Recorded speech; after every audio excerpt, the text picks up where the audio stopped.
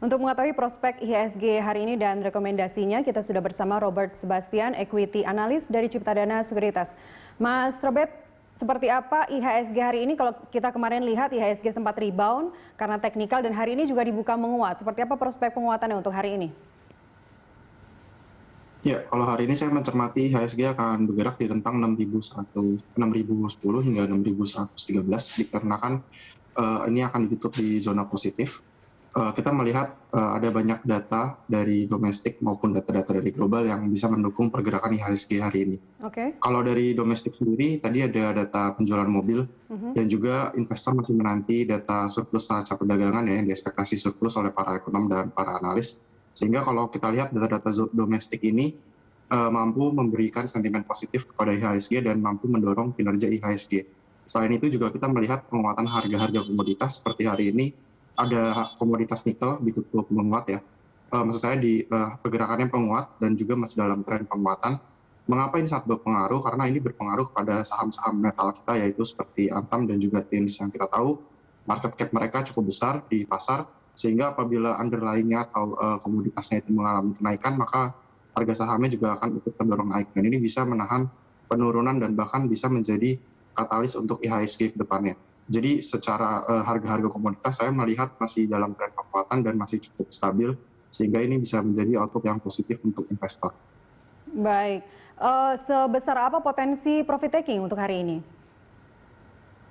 Kalau hari ini sih saya melihatnya IHSG masih akan menguji ke level 6.100 dulu. Habis itu baru nanti akan terjadi profit taking, namun sifatnya masih profit taking yang minor ya. Jadi tidak perlu terlalu khawatir karena secara sentimen dan juga secara kondisi data-data ekonomi juga masih akan mendukung daripada pergerakan IHSG ya.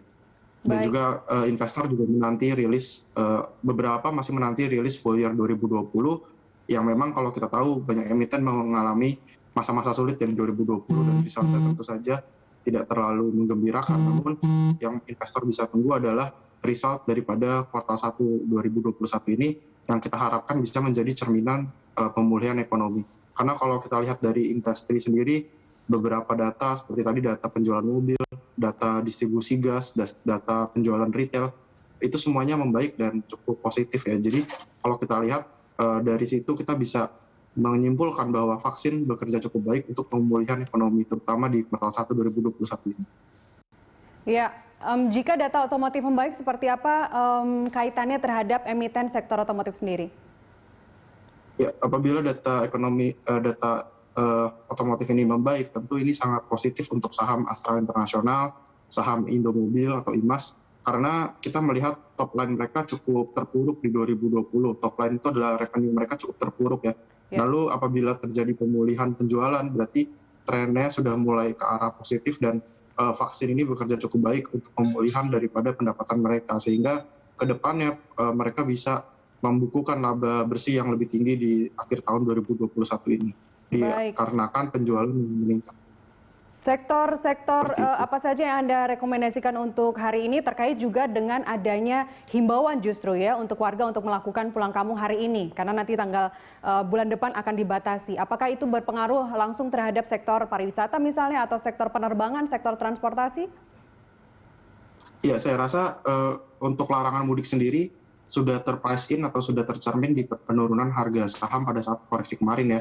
Memang kalau kita perhatikan sektor-sektor pariwisata, sektor F&B, sektor retail itu mengalami penurunan. Namun kalau saya rasa investor sudah memprice in hal tersebut dan sekarang investor sudah mulai mengkolek ataupun mengakumulasi kembali saham-saham tersebut. Jadi untuk saham-saham tersebut saya rasa ini juga merupakan saat yang masih oke untuk masuk untuk mengakumulasi saham-saham retail karena kita sudah tidak melihat lagi impact daripada lebaran ini, namun kita lebih forward looking ke kuartal berikutnya atau kuartal 3 di mana nanti ini akan terjadi percepatan pemulihan yang cukup signifikan ya setelah selesai lebaran ini di sektor-sektor tersebut karena vaksin juga mulai penetrasinya mulai lebih banyak lagi, mulai menjangkau lebih banyak orang sehingga ini akan mempercepat pemulihan daripada pendapatan mereka. Lalu untuk saham-saham yang saya rekomendasikan saat ini saya masih merekomendasikan beberapa saham big cap atau kapitalisasi besar ya seperti saham BRI,